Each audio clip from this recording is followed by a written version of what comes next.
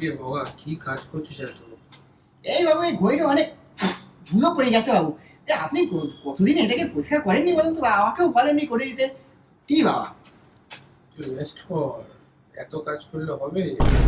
বাবু, জানেন তো, আমার বাবা না একটা কথা বলতো, যে যার যেখানে কাজ সেখানেই তার মুক্তি। ঠিক আছে, তাহলে আজকে কাজ কর, কালকে রেস্ট করিস, কেমন? কেন বাবু? কালকে কি আছে বাবু? কালকে ক্রিসমাস। ক্রিসমাস হ্যাঁ, এটা কি মাস? ক্রিসমাস ক্রিসমাস জানিস না?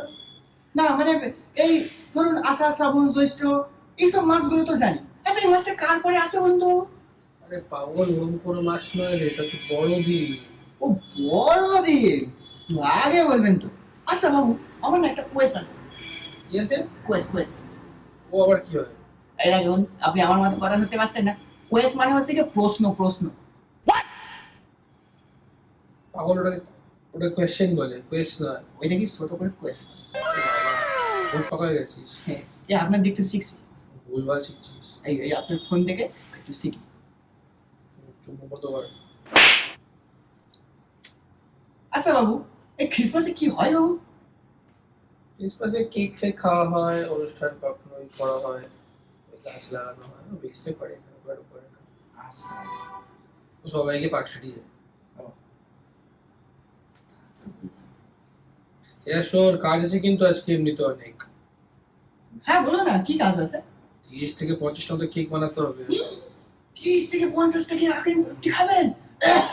একা থোড়ি খাবো আমি। আপনি যদি খান তাহলে তো আপনি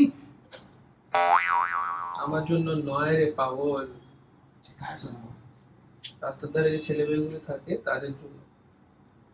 ও, তা বাবু আপনি ঠিকই বলেছেন বাবু। ওই মানুষগুলো তো একদিন ইচ্ছে হয় যে নতুন জামা কাপড় পরবে, নতুন কিছু খাবে, কিন্তু এই সমাজের দায়বদ্ধতার চাপে ওরা কিছু করতে পায় না।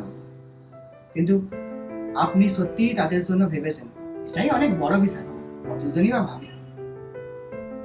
তোর মনটা তো খুবই ভালো দেখছি। শোন, ওদের জন্য জামা প্যান্ট নিয়ে আসিস, টাকাটা আমি দিয়ে দেবো। হ্যাঁ, ঠিক আছে বাবু, তাহলে একটা কাজ করি, আমি যাই, গিয়ে ওই ওই কেক বানানোর জিনিসপত্রগুলি গুছিয়ে নিই। বিকেল বেলা না হয় আপনি আর আমি একসঙ্গে গিয়ে জামা কাপড় কিনে নেবো, কেমন? তাড়াতাড়ি তাহলে কাজটা শেষ করে যাই, যাই।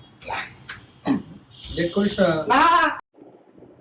Merry Christmas to you all.